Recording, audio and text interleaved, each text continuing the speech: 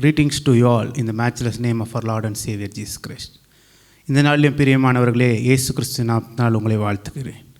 கடந்த 3 வாரங்கள் பார்த்தோம் என்றால் நாம் பயத்தை எப்படி மேற்கொள்வது என்று குறித்து தியானித்து வருகிறோம். முதலாவது தாவீதை பார்த்தோம். தாவீது ராஜா எப்படி அவருடைய பயத்திலிருந்து சூழ்நிலையிலிருந்து வெளிவந்தார் என்பதை பார்த்தோம். அதன் பின்பு எசேக்கியா ராஜாவை பார்த்தோம். அவர் எப்படி அவருடைய சூழ்நிலையில் தேவனிடத்தில் எல்லாவற்றையும் ஒப்பு கொடுத்து ஆபத்து நாளில் எப்படி தேவனை நோக்கி பார்த்தார் என்பதை பார்த்தோம். அடுத்ததாக பார்த்தீர்கள் என்றால் எப்படி எலிசாவை தேவன் பயன்படுத்தி தீர்க்கதரிசியுடைய மனைவியின் வாழ்க்கையிலே அவளுடைய கடன் பாரங்கள் கடன் சுமைகளிலிருந்து எப்படி விடுதலை கொடுத்தார் என்பதை பார்த்தோம். Dearly beloved, last 3 weeks we saw about overcoming fear. How King David overcame his fear. How King Hezekiah in his situation, in the tedious process, he went to God's presence. He went to God's house and he gave his trouble to God. Same way, God used Elisha to clear the debts of a prophet's wife.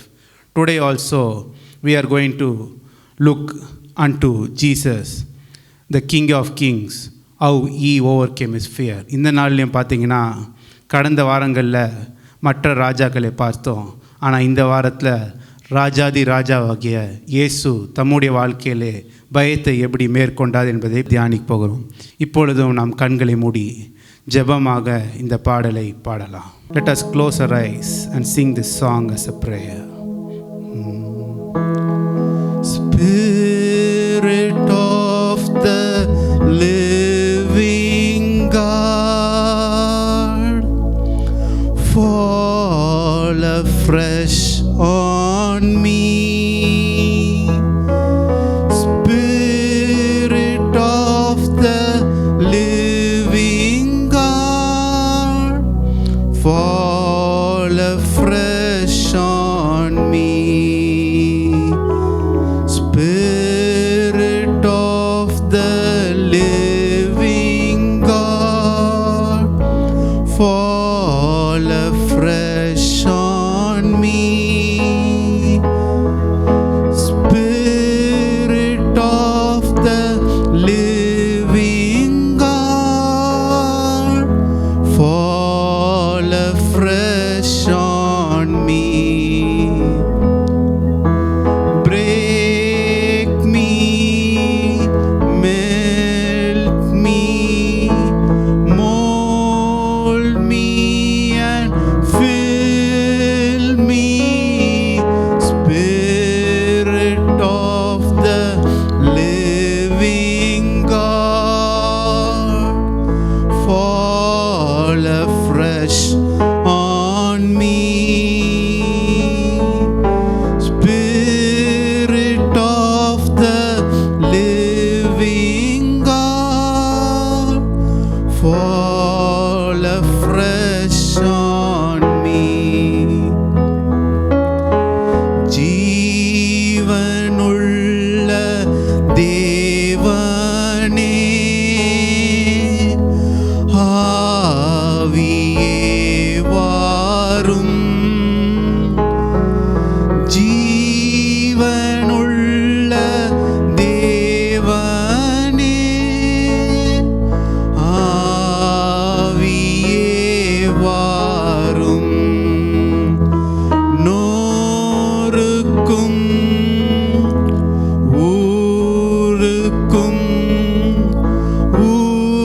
ஊருவாக்கி நீரப்பும். ஜீவனுள்ள தேவனே, ஆவியே வாரும். Spirit of the living God, fall afresh on me. Yes, Holy Spirit, fill us this day. ஆம் பரிசுத்தாவியானவரே, நீர் எங்கள் மீது எங்களை நிரப்புவீராகப்பா. எங்கள் பயங்களை போக்கி உம்மில் வளர, உம்மை தேட, உம்மை நேசிக்க, எங்கள் எல்லா சூழ்நிலைகளிலிருந்து உம்மை துதிக்க, என்ன வந்தாலும் உண்மையை நம்புவோம். யார் கைவிட்டாலும் பின் செல்வோம் என்ற உம்முடைய தைரியத்தினால, with the strength of God, with the strength of the Lord, we will trust in Him alone. Let us pray, I will trust in You alone, Lord. I will trust in You alone. What can man do to me? நான் உம்மையே நம்புவேன் என்று சொல்லி நாம் ஜெபிப்போம். Yes, Lord, we trust in You. Today reveal Your word to us. Speak with us, Master. In Jesus' name I pray. Amen. Today we are going to see how Jesus overcame his fear. Let us turn our Bible towards Matthew chapter 26 verse 36 to 39. Then Jesus came with them to a place called Gethsemane and said to the disciples, "Sit here while I go and pray over there." And he took with him Peter and the 2 sons of Zebedee, and he began to be sorrowful and deeply distressed. Then he said to them, "My soul is exceedingly sorrowful, even to death. Stay here and watch with me." He went a little farther and fell on his face and prayed, saying, "Oh, my Father, if it is possible, let this cup pass from me. Nevertheless, not as I will, but as You will." Dearly beloved, here when we look, our Lord Jesus, when He came to this world as a man, He had to carry all our sins, all our fears, all our sorrows, everything, which was a heavy burden which a normal man cannot bear. So, if you see in verse 37, Jesus was very sorrowful and deeply distressed because He was not carrying His sin or His sorrow, but He was carrying our sorrows, our fears of so many millions of people. So, we could not describe how much He was distressed. So, He goes and kneels and prays before Father. "Oh Father, if it is possible, let this cup pass from me. Nevertheless, not as I will, but as You will." Today also, we might face different types of troubles. We immediately want to escape from that, but sometimes the troubles strengthens us, as Jesus, when He prayed to Father, "Let this cup pass from me, nevertheless not as I will." Not as we will. We must give our life to Jesus and to His will. இன்றைக்கும் பார்த்தீங்கன்னா பிரியமானவர்களே, இந்த மத்தேயு இந்த அதிகாரத்தில் 36:36 நாம் வாசிப்போம். அப்பொழுது இயேசு அவர்களுடைய கெத்செமனே எனப்பட்ட இடத்திற்கு வந்து சீஷர்களை நோக்கி, "நான் அங்கே போய் ஜெபம் பண்ணும் அளவும் நீங்கள் இங்கே உட்கார்ந்திருங்கள்" என்று சொல்லி பேதுருவையும் செபுதேவின் குமாரன் இருவரையும் கூட்டிக் கொண்டு போய் துக்கம் அடையவும் வியாகுலப்படவும் தொடங்கினார். அப்பொழுது அவர், "என் ஆத்துமா மரணத்துக்கு ஏதுவான துக்கம் கொண்டிருக்கிறது. நீங்கள் இங்கே தங்கி என்னோட கூட விழித்திருங்கள்" என்று சொல்லி சற்று அப்புறம் போய் முகங்குப்புற விழுந்து, "என் பிதாவே, இந்த பாத்திரம் என்னை விட்டு நீங்க கூடுமானால் நீங்கும்படி செய்யும். ஆகிலும் என் சித்தத்தின்படி அல்ல, உம்முடைய சித்தத்தின்படியே ஆக கடவது" என்று ஜெபம் பண்ணினார். இங்கே பார்த்தீங்கன்னா நம்முடைய தேவனாய் கர்த்தர் இயேசுப்பா மனிதனாக இந்த பூமிக்கு வரும்போது, அவர் என்னதான் தேவனாக இருந்தாலும் மனுஷாவாக தான் இருக்கும்போது, அவர் பார்த்தீங்கன்னா அவர் குற்றம் அறியாது இருந்தார். அவர் நம்முடைய பாவங்கள், நம்முடைய சாபங்கள், நம்முடைய வியாதிகள், நம்முடைய போராட்டங்கள், நம்முடைய பிரச்சனைகள், நம்மளுடைய பயங்கள் எல்லாம் அவர் மேலே சுமத்தப்பட்டிருக்கு. அதாவது பார்த்தீங்கன்னா கோடிக்கணக்கான லட்சக்கணக்கானோடைய கவலைகளும் பாரங்களும் சுமந்தா நம்மளால் முடியுமா? நம்மளுடைய பாரத்தையோ நம்மளுடைய கவலையோ நம்ம சுமக்கிறதே எவ்வளோ பாடாக இருக்குது. இயேசு அந்த வியாகுலத்துலேயும் அந்த இதுலேயும் பிதாக்கில் போய் ஜெபம் பண்ணுறாரு, "இந்த பாத்திரம் நீங்க கூடுமானால் நீங்கட்டும், என் சித்தத்தின்படி அல்ல, உம் சித்தத்தின்படியே." அப்பயும் பார்த்தீங்கன்னா அவ்வளோ ட்ரபிள்லையும் அவர் ஜெபம் பண்ணும்போது பார்த்தீங்கன்னா வேர்வே ரத்தமாக மாறி வருது. அந்த அளவுக்கு அவருக்குள்ள நம் பயங்கள், நம்முடைய வியாகுலங்கள், நம்ம வியாதிகளை சுமக்கும் போது பார்த்தீங்கன்னா சிலர் சொல்கிறாங்க, வேத அறிஞர்கள், தேவன் அந்த நேரத்தில் அவருக்கு கேன்சர், டியூமர், எல்லா வியாதியும் ஒரே நேரத்தில் அவர் மேலே சுமத்தப்பட்டது. அந்த அளவுக்கு வியாகுலம் இருந்ததுனால தான் வேர்வை ரத்தமாக வந்ததுன்னு சொல்கிறாங்க. ஒரே நேரத்தில் எல்லா வியாதியும் ஒரு மனுஷனுக்குள்ளேயும், எல்லா துக்கங்கள், எல்லா பாரங்களும் ஒரு மனுஷனுக்குள்ளேயும் வந்தால், எல்லோரும் செய்த பாவங்களும் அவர் சுமந்தா எவ்வளோ வியாகுலம், எவ்வளோ வேதனைகள் இருந்திருக்கும்.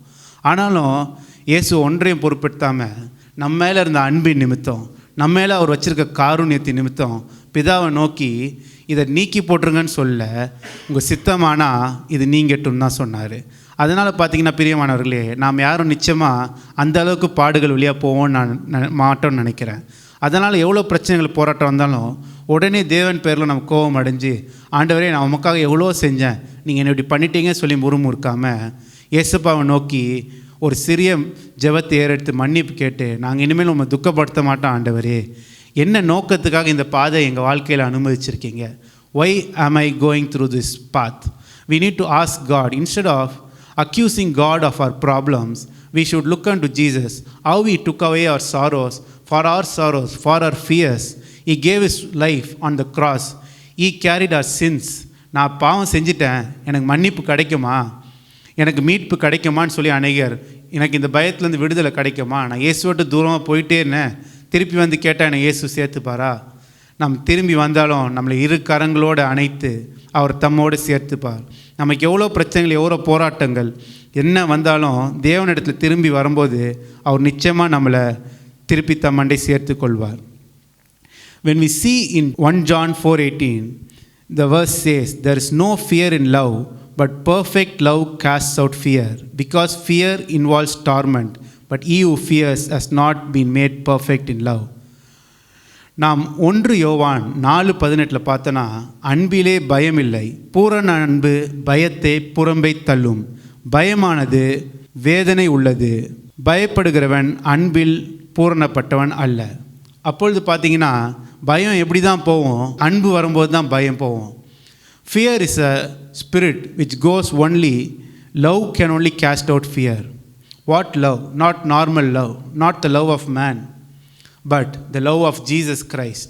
When we love God more and more, fear will surely be cast out from our bodies. நாம் தேவனை அதிகமாய் தேடி இயேசுவை நேசிக்கும் போது நமக்குள்ளே இருக்க பயங்கள், பயத்தின் ஆவிகள் வெளியேற்றப்படும். மனுஷன் கொடுக்குற அன்புனாலேயோ, மனுஷன் நான் உன்னை நேசிக்கிறேன், நான் உனக்காக உயிரே கொடுக்குறேன்னு சொன்னாலும் நம்பாதீங்க. அதனால உங்களுக்கு பயம் போகாது, அதனால உங்களுக்கு ஆறுதல் உண்டாகாது. நமக்காக ஆல்ரெடி தன்னுடைய ஜீவனை கொடுத்து குற்றம் இல்லாத ஒரு ரத்தத்தை சிந்தனை இயேசுவால் மாத்திரம்தான், நம்ம அவரை நேசிக்கும் போது மாத்திரம்தான் நமக்கு பயத்திலிருந்து விடுதலை கிடைக்கும். நமக்கு பயத்திலிருந்து விடுதலை வேணுமென்றால் நம் கண்களை மூடி தேவனை நோக்கி பார்த்து முட்டி போட்டு அவர் கையில் என்ன ஜெபம் பண்ணலான்னா, ஏசப்பா நான் உண்மை நேசிக்கிறேன், ஏசப்பா உங்கள் அன்புனால் என்னை நிரப்புங்க. In order to overcome fear, we need to close our eyes and pray to God. Jesus, I love you.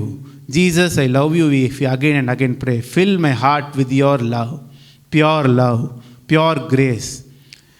How much He has given to us each and every day. We are alive because of His grace only. Tremendous times of fear like COVID, many things have passed. Many who were with us are not in this world anymore. Is it that we are alive since we are more righteous? Certainly not at all. But it's purely because of the grace of God we are alive. இன்றைக்கும் பார்த்தீங்கன்னா பிரியமானவர்களே, Covid, அநேக வியாதிகள், கூறுகள், நம்ம கூட இருந்தவங்க அநேகர் மரித்திருக்கலாம். ஆனாலும் நம்ம இன்றைக்கி ஜீவனோடு இருக்கோன்னா அது காரணம் நம்மெல்லாம் பெரிய பரிசுத்தவான்கள், பெரிய நீதிமான்கள் என்றனால அல்லவா? இல்லை, தேவன் நம்ம மீது அவ்வளோ அன்பு வச்சுருக்கனால, அவ்வளோ கிருபை நம்ம மேலே வச்சுருக்கனால நம்மளுக்கு இன்னும் கொஞ்சம் நம் வாழ்வை கூட்டி கொடுத்து நமக்காக இவன் எழும்புவான் சொல்லி நமக்கு ஒரு வாய்ப்பு கொடுத்துருக்கார். அதனால் நாம் ஒரு நாள் கூட வீணாக செலவழிக்கவே கூடாது. நமக்கு இந்த ஜீவனை கொடுத்த இயேசுக்காக நாம் என்னத்தை செய்ய போகிறோம், நம்ம என்ன செஞ்சாலும் அதுக்கு ஈடாகாது. அதனால் நாம் முடிஞ்ச அளவுக்கு அவரை துக்கப்படுத்தாமல் அவர் நமக்கு கொடுத்துருக்க கட்டளைகளை நாம் செயல்படுத்துவோம். Few years back, there was a pastor and his disciple. They went from the Bible college to minister in the nearby villages. They had to walk a long way. When they walked, they said, tomorrow we will meet at the same place. We will go into the city and we will do our job, and tomorrow we will meet outside the gate. So as they went and they ministered in the village, the next day morning, after finishing the ministry, when they met at the gate, they had to walk back to the Bible college. While they were walking back, the young man was unusually very, very silent. So the pastor, the teacher, he he was seeing it. Why is he unusually quiet? So he called and asked him, why are you quiet? What is troubling you? Why are you so silent? The young man replied, mind your own business. He was his teacher, but because of anger and resentment, he told, be quiet. Now, the pastor began to think, what happened to this fellow? He doesn't talk like this. Why is he talking like this? So they started walking. But the young man, instead of walking with the pastor, he slowly was going away from him. So they walked, and when their college came, the pastor waited at the gate for him. The young man was trying to go away from the pastor. The pastor called him and asked, young man, what troubles your heart? Now the young man saw it was not like the last time his teacher asked him. He's asking it with compassion. What troubles your heart? Then the young man started to weep loudly, and he said, last night I forgot my vow and I slept with a woman. I abandoned my vow, so I am not worthy to enter this college again and to pursue or work for Christ. But the teacher told him, don't worry, whatever sin you may have done, but God is able to forgive us. Let us go into church and ask for the forgiveness of Jesus. இன்றைக்கும் பார்த்தீங்கன்னா பிரியமானவர்களே, அநேக ஆண்டுகளுக்கு முன்பாக ஒரு போதகரும் தன் உடன் ஊழியரும் ஒரு கல்லூரியிலே படித்து கொண்டு அங்கே பணி செய்து கொண்டிருந்தார்கள். அப்பொழுது ஒரு நாள் அவர்கள் பக்கத்தில் இருக்க ஒரு கிராமத்திற்கு ஊழியத்திற்கு கடந்து சென்றிருந்தார்கள். அப்பொழுது பார்த்தீர்கள் என்றால், அப்பொழுது இவர்கள் சொல்லி கொண்டார்கள், நீ போய் ஊழியங்களை செஞ்சு வா, நம்ம நாளை காலை இங்கே சந்திப்போன்ட்டு. மறுநாள் காலையில் சந்தித்தா அந்த வாலிபன் பார்த்திங்கன்னா எப்போதும் இல்லாத அளவில் ஒரு அமைதியாக இருந்தான். அப்போ இவர் பார்த்தார், பாஸ்டர் என்ன இவன் இவ்வளோ அமைதியாக இருக்கானே சொல்லிவிட்டு அவனை பார்த்து, என்னப்பா தம்பி என்ன பிரச்சனை, ஏன் அமைதியாக இருக்கான்னு அவன் அவரை பார்த்து, நீங்கள் உங்கள் வேலையை பாருங்கன்னு சொல்லிட்டான். இவர் என்னடா இவன் இப்படி பேசவே மாட்டானே, இவன் இது வரைக்கும் இப்படி பேசுனது இல்லையே சொல்லிட்டு அவர் யோசித்து அப்போ ஏதோ பிரச்சனை இருக்குது சொல்லி நடந்து போயிட்டே இருக்காங்க. அப்போ பார்த்தா அவர் பாஸ்டர் நடக்கிறார். எப்பவும் கூட நடக்கிறவன் பாஸ்டர் கூட தண்ணி பாட்டிலாம் தூக்கிட்டு வரவன் பாஸ்டர் விட்டு தள்ளி கொஞ்சம் தூரம் அப்படியே போயிட்டே இருக்கான். அப்போ அவங்க படிக்கிற அந்த காலேஜ் வந்துருச்சு. அப்போ பாஸ்டர் வெளியே நின்னா இவன் காலேஜ் ஆண்ட வராமல் இன்னும் பக்கம் மாறி போகிறான். அப்போ அந்த பாஸ்டர் அவனை கூப்பிட்டு, உனக்கு என்ன பிரச்சனைன்னு சொல்லி அவர் அன்பாக கனிவாக கேட்ட உடனே அவன் அந்த பாஸ்டர் கண்களில் இயேசுவோடைய மனதுருக்கத்தை பார்த்தான். அவன் குற்றுண்டான், நான் பாவம் செஞ்சு விட்டேன், நான் நேற்று ஒரு ஸ்திரியோட இரவை கழித்தேன்னு சொல்லி அவன் சொல்லும்போது அவன் கேட்குறான், அந்த பாஸ்டர் கையில் எனக்கு மன்னிப்பு கிடைக்குமான்னு சொல்லி கேட்குறான். அப்பொழுது அந்த போதகர் அவனை அன்போடு அழைத்து, வா நம்ம உள்ளே போய் தேவாலயத்தில் போய் ஜெபம் பண்ணுவோம், ஆண்டவர் நிச்சயமாக நம்மளை மன்னிப்பார். இன்றைக்கும் பிரியமானவர்களே, நான் ஆதி அன்பில் நிலைத்தில்லை, தேவ அன்பை விட்டு நான் அதிகமாக பின்வாங்கி போயிருக்கேன், தேவன் என்னை மன்னிப்பாரா, என்னை ஏற்றுக்கொள்வாரா நம்ம கேட்கலாம். நம்ம மன்னிப்பு கேட்டு திருப்பி தேவனிடத்தில் வந்தால் தேவன் கண்டிப்பாக நம்மை ரட்சிப்பார், நம்மை அவர்கள் வளர செய்வார். அதனால் நம் பயங்களை குறித்து தியானித்தோம் கடந்த வாரங்களில். தாவீது எப்படி மேற்கொண்டான், எசேக்கியா எப்படி மேற்கொண்டார், அந்த விதவை எப்படி மேற்கொண்டார், இயேசு எப்படி நம்ம பயத்தை மேற்கொண்டார். அதனால் பிரியமானவர்களே, நம்ம அனுதினமும் தேவனில் வளர வளர பயம் நம்ம விட்டு போகும். கடைசியாக இந்த செய்தியை முடிக்கும் வண்ணமாக let us turn our Bibles to Psalm 27, where David says, the Lord is my light and my salvation, whom shall I fear? The Lord is the strength of my life, of whom shall I be afraid? சங்கீதம் 27 சொல்லுது, கர்த்தர் என் வெளிச்சமும் என் ரட்சிப்பும் ஆனவர், யாருக்கு பயப்படுவேன்? கர்த்தர் என் ஜீவனின் பலனானவர், யாருக்கு அஞ்சுவேன்? என்ற வேத வசனத்தின்படியாக நம் கர்த்தரே நமக்கு வெளிச்சமாக இருக்கிறார். நம் பைபிள்லையும் பார்த்திங்கன்னா ஒவ்வொரு பரிசுத்தவான்களும் ஒவ்வொரு விதமான பயங்களை வெளியே கடந்து செல்கிறாங்க. நம்ம ஆதி ஆகமத்திலேருந்து வந்தோம் பார்த்திங்கன்னா, முதலாவது ஆதாம் பாவம் செஞ்சும்போது ஆண்டவர் சத்தம் கேட்ட உடனே பாவத்தின் நிமித்தம் அவன் ஆண்டவருக்கு பயந்து மறைஞ்சு கொள்கிறான். ஆபிரகாம் பார்த்தவென்றால் தன் ஒரே பேரான குமாரன் அவர் ஈசாக்கு பலியிட சொல்லும்போது அவர் பயந்தார். ஆனால் பயந்தால் அவர் என்ன சொல்கிறாரு, பர்வதத்தில் பார்த்து கொள்ளப்படும். நம்ம என்ன சூழ்நிலை விளையாடும் போகலாம், பர்வதத்தில் பார்த்து கொள்ளப்படும். இப்பொழுதுமாய் அதே போல் யோசேப்பு பார்த்தா லைனாக நம்ம சொல்லிக்கிட்டே போகலாம். வேதத்தில் முழுவதும் பார்த்திங்கன்னா பரிசுத்தவான்களாம் பயத்தை மேற்கொண்ட ஒரே காரணம் பார்த்திங்கன்னா தேவனால் மாத்திரம்தான் செய்ய முடியும். அதனால் நாம் ஜெபமாக இந்த பாடலை பாடுவோம். அனுதினமும் உம்மில் நான் வளர்ந்திடவே, உம் அனுக்கிரகம் தரவே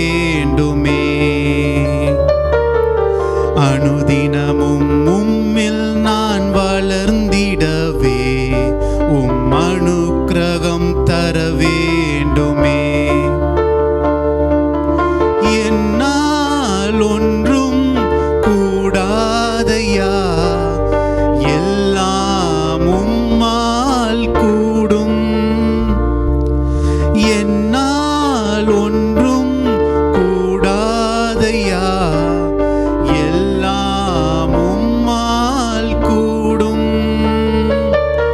அனுதினமும் உம்மில் நான் வளர்ந்திடவே உம் அனுக்கிரகம் தர வேண்டுமே. ஆம் பிரியமானவர்களே, அனுதினமும் நமக்கு தேவை அனுக்கிரகம் தேவை. நம்மளால் ஒன்றும் கூடாது. இந்த பாடல் வரிகள் சொல்வது போல, என்ன வந்தாலும் நாம் என் தேவனை நம்புவோம். அவரால் மாத்திரம்தான் நம்மளை எதிலிருந்தும் நம்மளை விடுதலை ஆக்க முடியும். Dearly beloved, let us lay all our burdens on Him, all our fears on Jesus Christ. Only He is able to bring us out of our troubles. Let us confess it in front of Him openly. இயேசுவே, என்னால் ஒன்றும் கூடாதப்பா, உம்மால் மாத்திரம்தான் எல்லாம் கூடும். நீங்கள் இயேசுவே அறியலனா கூட இயேசுவை பார்த்து, எங்களால் இந்த பிரச்சனை சமாளிக்கவே முடியாது, மனுஷனால் ஒன்றும் செய்யவே முடியாது, ஏசப்பா நீங்கள் இறக்கம் வச்சதை செஞ்சாதான் உண்டுன்ட்டு அவர் கையில் ஒப்பு கொடுத்து இந்த பாடலை பாடுவோமா? என் ஞானம் கல்வி செல்வங்கள் எல்லாம் ஒன்றுமில்லை குப்பை என்று எண்ணுகிறே. என் ஞானம் கல்வி செல்வங்கள் எல்லாம் ஒன்றுமில்லை குப்பை என்று எண்ணுகிறே. என் நீதி நியாயங்கள் அழுக்கான கந்தை என்றே உணர்ந்தே என் இயேசுவே. என் நீதி நியாயங்கள் அழுக்கான கந்தை என்றே உணர்ந்தே என் இயேசுவே.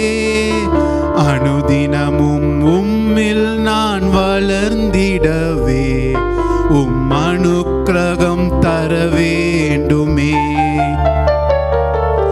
அனுதினமும் உம்மில் நான் வளர்ந்திடவே உம் அனுக்கிரகம் தர வேண்டுமே. உம் அனுக்கிரகம் தர வேண்டுமே. என்னால் ஒன்றும் கூடாதையா, எல்லாம் உம்மால் கூடும். என்னால் ஒன்றும் கூடாதையா, எல்லாம் உம்மால் கூடும். அனுதினமும் உம்மில் நான் வளர்ந்திடவே உம் அனுக்கிரகம் தர வேண்டுமே. அனுதினமும் உம்மில் நான் வளர்ந்திடவே உம் அனுக்கிரகம் தர வேண்டுமே. உம் அனுக்கிரகம் தர வேண்டுமே. ஆமாண்டவரே, உம்முடைய அனுக்கிரகம் எங்களுக்கு வேண்டும்பா. Yes Lord, we need your mercy, we need your grace. Let us continue to pray to God to give us a healing in whatever problem, whatever trouble it might be, of mind, body, soul, anything. He is able to heal, He is able to give us peace. Only God can save us. Let us fix our eyes on Jesus and pray to Him. God, you are my salvation, give me healing Lord. தேவனை நோக்கி பார்த்து ஜெபிப்போம்ப்பா. அனுதினமும் நாங்கள் உம்மில் வளரணும் ஆண்டவரே. நம் தேவனில் வளர வளர தான் நம் பயங்கள், நம் போராட்டங்களை மேற்கொள்ளும் போது ஒரு புதிய பலன் இருக்கும், ஒரு புதிய தைரியம் இருக்கும், ஒரு புதிய சமாதானம் இருக்கும். சும்மா நம்மளால் இந்த உலகத்தில் போய் ஜெயிக்கவே முடியாது. ஏன்னா உலகம் அவ்வளோ பொல்லாப்பாக இருக்குது. நம்ம ஒரு அடி ஃப்ரண்ட் வச்சா அவங்க 3-4 அடி ஃபார்வர்டில் இருக்காங்க. அப்போது நம்ம தேவனை தேடும்போது அவரே நமக்கு வெற்றி தருவார், அவரே நம்ம சிறந்திருக்க செய்வார்.